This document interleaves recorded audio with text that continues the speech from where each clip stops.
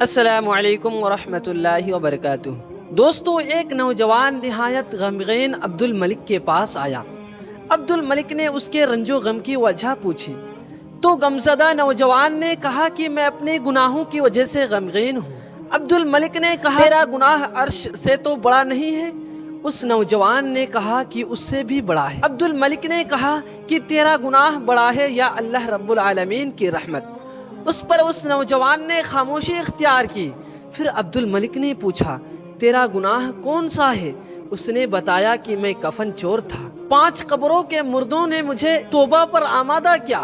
ان قبروں کے حالات یہ ہے کہ جب میں ایک قبر کو کھودا تو اس میں مردہ کو دیکھا، اس کا منہ قبلہ کی طرف سے پھر دیا گیا تھا، اس کو دوسرا عذاب بھی دیا جا رہا تھا۔ میں ڈر کر وہاں سے لوٹا۔ ہاتھ پھر غیبی نے آواز دی کہ اس مردے سے کیوں نہیں پوچھتا کہ یہ عذاب میں کس وجہ سے گرفتار ہے؟ میں نے جواب دیا کہ یہ بات میں نہیں پوچھ سکتا۔ چچا، اس ہاتھ غیبی نے پھر بتایا کہ جو شخص نماز کو حقیر سمجھتا تھا اسی لیے اس کو عذاب ہو رہا ہے۔ اس کے بعد اس نوجوان نے کہا کہ میں دوسری قبر کھودی تو دیکھا کہ اس قبر کا موجودہ بالکل سور یعنی خنزیر ہو گیا تھا اور اسے طاق اور بیڑیوں سے جکڑا ہوا تھا۔ اس نے مجھ سے کہا کہ تو اس مردہ سے عذاب کا سبب کیوں نہیں پوچھتا؟ میں نے کہا کہ یہ کوشچن میری قدرت سے باہر ہے۔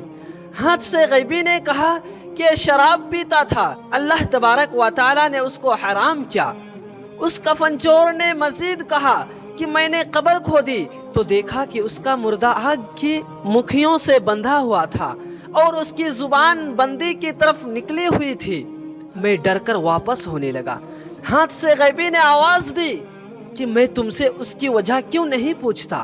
کہا کہ انہیں اس بات کی وجہ یہ ہے کہ لوگوں کا مال دبانے کی کوشش کرتا تھا۔ کفن چور نے کہا کہ اس کے بعد میں نے 4تھی قبر کھودی، مردہ آگ میں جل رہا تھا اور فرشتے اس کو مار رہے تھے اور وہ چیخ رہا تھا۔ میں ڈر کر واپس ہونے لگا۔ ہاتھ سے غیبی نے آواز دی اور آ کر کہا کہ مردے سے عذاب کی وجہ کیوں نہیں پوچھتا؟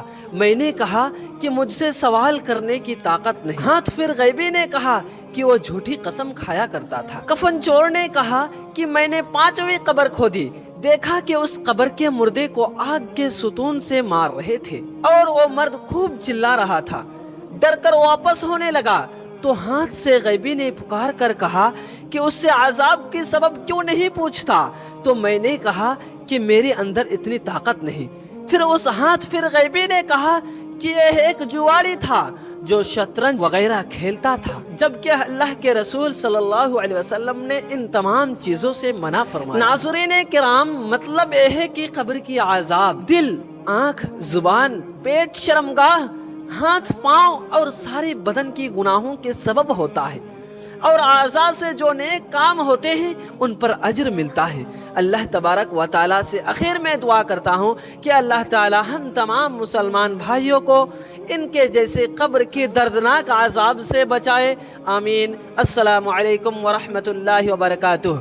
دوستو، اگر آپ کو یہ ویڈیو پسند آیا ہو تو اس ویڈیو کو لائک کر کے ہمارے چینل کو سبسکرائب ضرور کریں، اور مزید آگے اسی طرح کی ویڈیو کے لیے آپ ہمارے ساتھ جڑے رہیں۔ پھر ملتے ہیں آپ کے ساتھ اگلے کسی نئے ویڈیو کے ساتھ۔